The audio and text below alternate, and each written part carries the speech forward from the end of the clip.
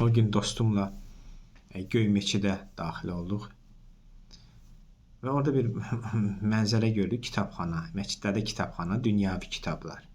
Bunu deyəsən bizim ya Qafqaz İslam İdarəsinin, ya digər o dini komitənin, ya dini komitənin səfərləməsi bu yeni layihəsidir.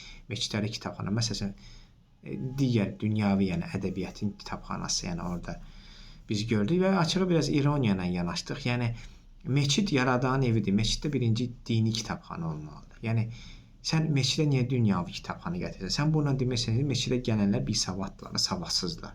Yəni gitsinlər məscidə, orada məsəl üçün Güqonun kitabını görüb, məsəl üçün Səfirlər kitabını görüb oxusunlar və yaxud da digər kitabı görüb oxusunlar. Yəni sən burada məscid cəmaətinə, ora gələnlərə bisavad kimi baxırsan. Onda yaxşı o məntiqlə sən savadlaşma prosesi aparırsan. Onda bütün dövlət idarələrində də girişdə məsəl üçün hər nazirliyin girişində Gənclər İdman Nazirliyinin, Mədəniyyət Nazirliyinin, nə bilim, Təhsil Nazirliyinin və digər nazirliklərin girişində hamısında Kənd Təsərrüfatı Nazirliyinin, hamısında Ekologiya Nazirliyi fərq etməz.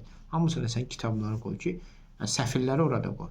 Bu əgər ümumi bu savadlaşma prosesi gedirsə əgər. Yox sən bunu məscidə qoyursan, sən bunu demək istəyirsən ki, məscidə gələn cəmaət savadsızdır. Bu əslində məscidə gələn cəmaətə yəni ki təhqir eləməkdir. Onlarla məzələnməkdir. Anlayan adam ki, heç də məscidə gedən cəmaət savadsız deyil. Bunu əmin edə bilərəm. Əgər kitab verməyi paylamaq istəyirsə, onda barlara da gecələr qarşısında, hər barın qarşısında bir kitabxana qoyun ki, orada gələnlər həmin o səfirləri oxusunlar, məsəl üçün, və yaxud da Ovodu, və yaxud da Master və Margaritanı fərq etməz. Yəni, məscidə gələn cəmaət, sizə əmin edirəm, nazirliklərdə işləyənlərdən, nə bilim, o barlara gedənlərdən, diskotekaya gedənlər çoxsundan savadlıdırlar. Ona görə dini komitə belə gülməli və müsəlmanın xəssiyyətinə toxunan hərəkətlər eləməyin. Onsuz da qanun qəbul etmək istəyirlər hicabla bağlı, hicab sən demə, psixologiya təsir edir sən demə və s. Onsuz da İslama hər sahədə İslamın, müsəlmanların hüquqlarını daha da kəsatlaşmaq üçün addımlar atır. Siz də bu yöndə müsəlmanların belə intellekti ilə, ağlı ilə, səviyyəsi ilə oynamayın.